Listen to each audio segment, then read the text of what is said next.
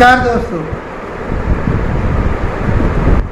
दर्शकों, आज जो हम बात करने वाले हैं वो कुंभ लगन में बुध की करने वाले हैं। पहले वीडियो में हमने पहले लगन से लेकर के चौथे भाव तक की बात की।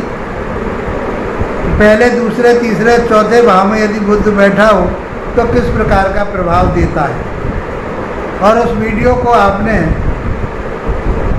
बहुत पसंद किया, उसके लिए मैं आपका आभार व्यक्त करता हूँ। मित्रों, आप ऐसे ही प्यार हमसे बनाए रखें तो कोशिश करूँगा कि मैं आपके लिए ज्योतिष को सिखा पाऊँ। आज जो हमारी चर्चा रहेगी कुंभ लगन में बुध देव की पंचम भाव से लेकर के अष्टम भाव तक, पाँचवें भाव से आठवें भाव तक की चर्चा करेंगे कि ये बुध देव आपके लिए क्या देने वाले हैं, क्या देते हैं। पंचम भाव में बैठ करके, छठे भाव में बैठ करके, सप्तम में और अष्टम भाव में बैठ करके क्या प्रभाव देते हैं। तो ज्योतिष को आसान तरीके से कैसे सीखें, उसी श्रृंखला में आज हम बुध देव को पंचम भाव के में बैठे हुए पंचम भाव में बुध का विश्लेषण करेंगे। तो क्या आपके लिए रिजल्ट देने वाले हैं, क्या रिजल्ट देते हैं जीवन में। तो हमने ये बताया कि पहले तो हम ये समझते हैं कि वह ग्रह जिसके बारे में हमें विश्लेषण करना होता है कि वो ग्रह कौन कौन से भाव का स्वामी होता है। तो कुंभ राशि के, कुंभ लगन के हिसाब से ये लग्नानुसार चल रहा है कि लग्नानुसार कौन सा ग्रह शुभ होता है, कौन सा अशुभ होता है। सब ग्रहों की बातें ऐसे ही चलेंगी, और जो शुभ होगा तो शुभ और अशुभ होगा तो अशुभता की बात करेंगे। वैसे हम इन चीज़ों को पहले बता चुके हैं बेसिक में। यदि आप ज्योतिष सीखना चाहते हैं तो, और पहली बार इस वीडियो को देख रहे हैं तो इस वीडियो को छोड़िए, आप पहले वीडियो से देखिए, तब इन बातों को आप समझ पाओगे।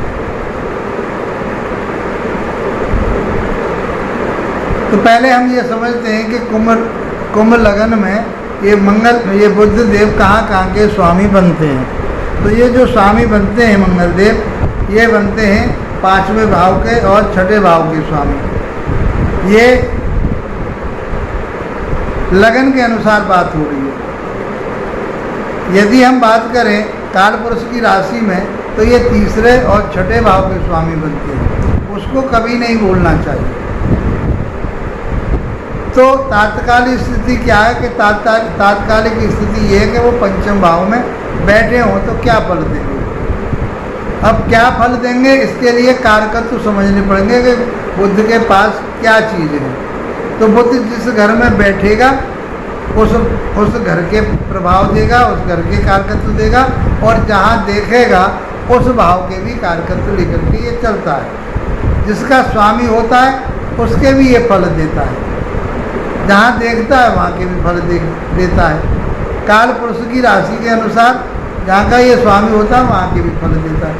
कब फल देता है, जब इस बुध की अंतर्दशा, प्रत्यंतरदशा, सूक्ष्म दशा आती है, तब ये ग्रह अपना प्रभाव देता है।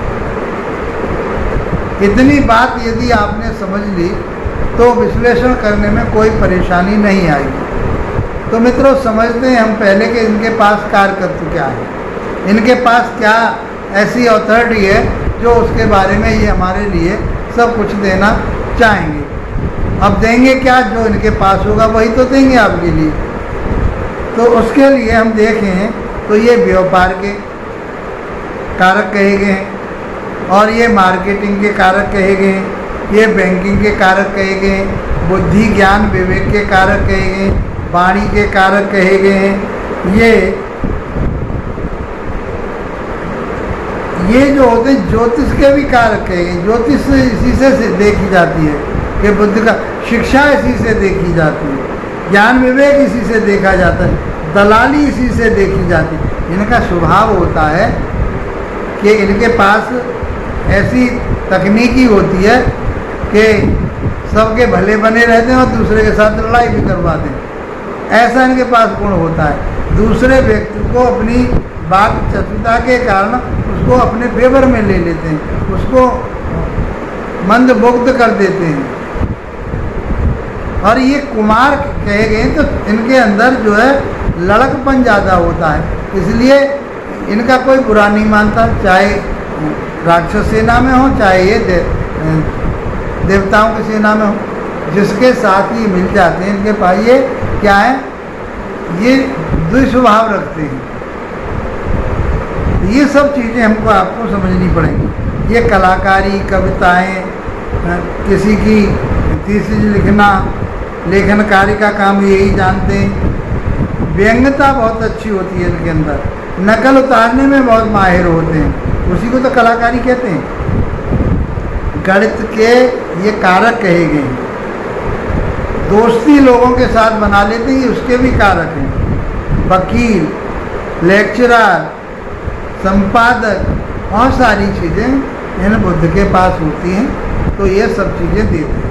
इतनी बातें आपने समझ ली तो बहुत आसान तरीके से आप समझ पाओगे। तो आप समझिए कि यदि पंचम भाव में बैठे हो तो पांचवा भाव होता है शिक्षा का, ज्ञान का, विवेक का, संतान का, लव रिलेशन का, आपकी सोच का,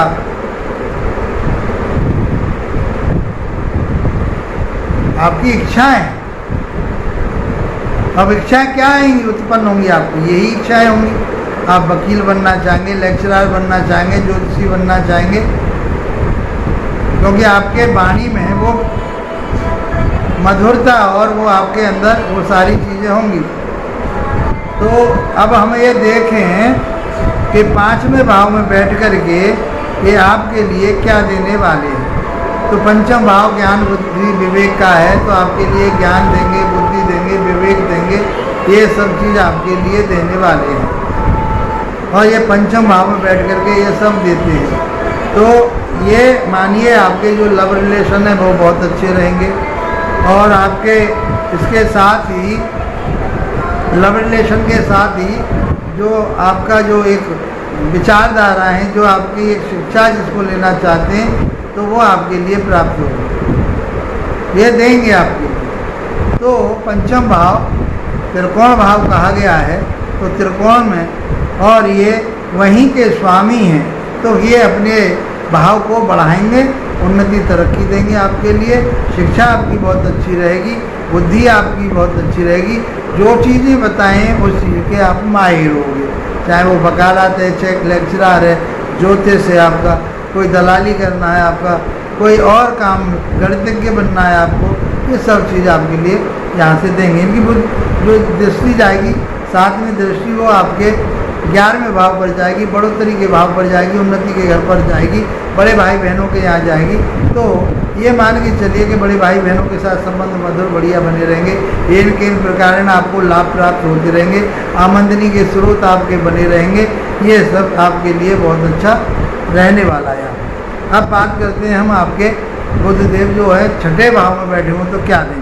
तो छठे भाव के तो ये काल पुरुष की राशि में वहाँ के स्वामी बताए गए, लेकिन तात्काल की स्थिति में क्या है, ये पंचम भाव के स्वामी छठे भाव में चले गए हैं, तो आपकी शिक्षा में या आपके संतान की शिक्षा में, या आप जो कंपटीशन दे रहे हैं उसमें कहीं ना कहीं एक जो कंपटीशन आप चाहे किसी चीज़ का दे रहे हैं, नौकरी से संबंधित, कलाकारी से संबंधित, किसी चीज़ से, जो मैंने आपको आप बैंकिंग से संबंधित, तो उसमें आपके लिए छठे भाव में बैठा हुआ कोई भी ग्रह ज़्यादा प्रभावी नहीं होता।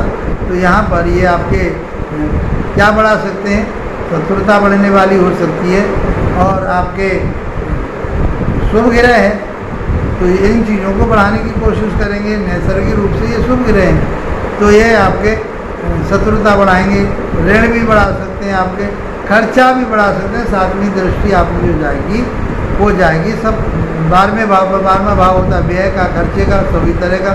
तो आपके कोई रोग हो सकता है, तो बीमारी पे खर्च हो सकता है।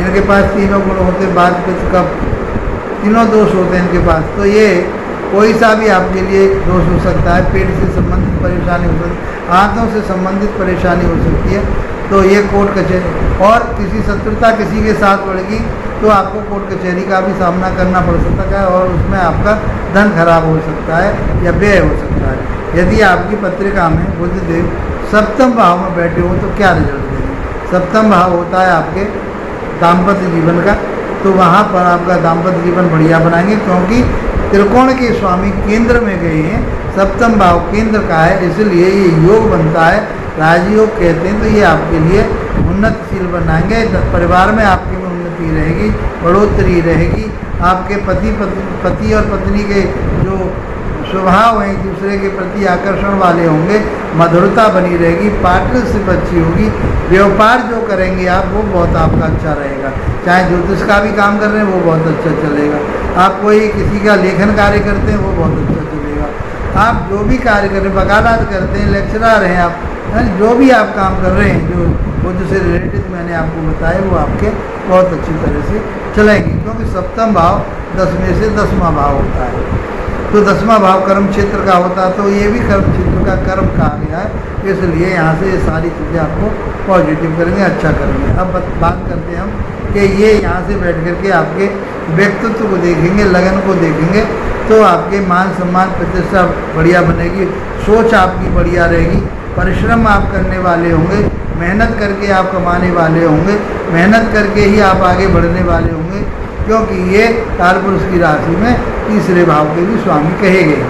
तो आपके लिए बुध 7वें भाव में बैठ करके बहुत अच्छे रिजल्ट देने वाले हैं, देते हैं आपके लिए, और ये आपको आगे बढ़ाने वाले होते हैं। आपका मान सम्मान प्रतिष्ठा खूब बढ़ेगी, समाज में स्टेटस अच्छा रहेगा, और आप बहुत सौम्य स्वभाव के रहेंगे, वाणी आपकी मधुर रहेगी, ये हम सप्तम भाव से बैठ करके देख सकते हैं।